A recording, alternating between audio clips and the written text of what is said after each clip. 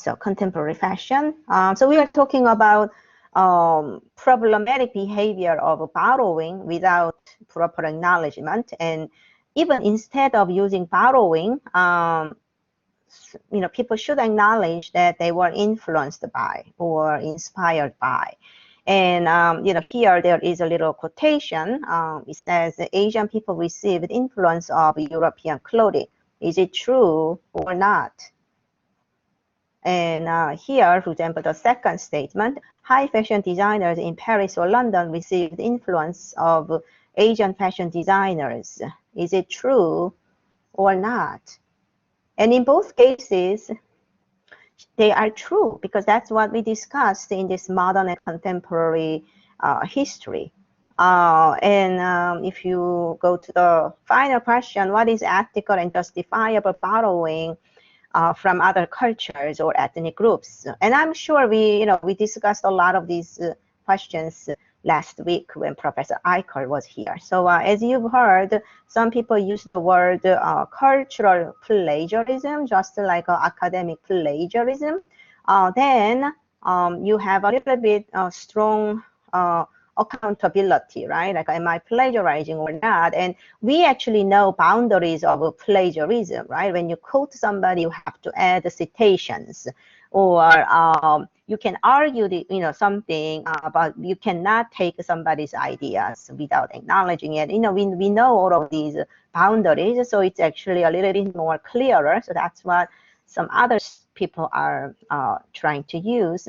But then there are also alterations and supplement, and then using those kind of techniques of alteration or supplement, eventually you want to create something on your own, and that is what Professor Eicher was talking about, cultural authentication, right? So I had a lecture by Professor Mark De Jong. Have you ever taken a class with Mark De Jong? Either Korean pop culture or cultural expressions, cross-cultural expressions. So anyhow, what Professor Mark De Jong is often working on is this kind of issues. So think about the hip-hop music, right? Those kind of rap or hip-hop music, it also comes with a distinctive dress culture, right? You know what type of rap singers should dress like. They never wear tuxedos unless they go to an award ceremony, right? Like you know what it is. And hip hop and rap, there is like a South Bronx in New York City. We have this neighborhood called the South Bronx, and that is the birthplace of those popular music, right? From 70s and 80s and 90s, right? And they also use their distinctive neighborhood dress identity for their musical identity as well. But how are we then going to, appreciate or understand this kind of K-pop rap singer? His name is G-Dragon. He has other name, but it's sort of his artistic nickname. And is he a product of cultural appropriation? The reason I'm bringing up is he's not related to those high crime rate, high poverty rate neighborhood as you see in the who was recruited as a young boy and went through a vehement training in order to be like a pop idol in this manner. But he often uses the languages and symbols of rap singer, something like this, from the US. And if you think about the, how can I say, economic success of using their song rights and performances, G-Dragon is very, very successful. So how do we perceive these kind of dress culture and symbols? Xiomara? So just a couple things, like to start with, like rap itself is not an exclusive thing to Black Mm, culture. mhm, And it is not something also that exclusively comes out of like low poverty, high crime mm, rate situations or mm, environments.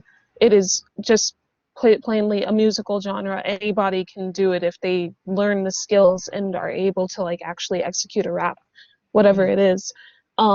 If anything, the problem with Korean artists who have recently adopted the theming and the visuals and everything like that is when they take it too far a step and do something that is considered disrespectful to Black culture.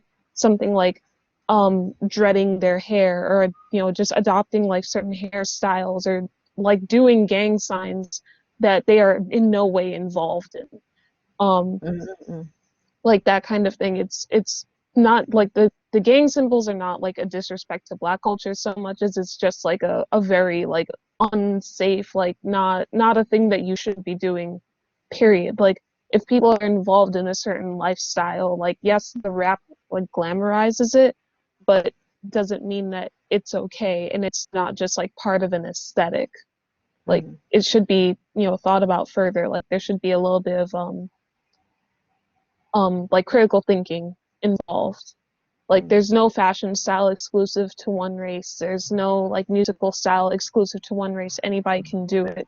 It's just how you do it, and acknowledging its origins. That's the part where it's like, you might want to think about what you're doing before you do it. mm. Yes, Xiomara, you explained really well, and that is actually what Professor Mark de Jong was explaining. This kind of musical genre, like rock and roll, from 70s, like those kind of music, it became how can I say, like a global musical category, right? And then people, were singing, what is it?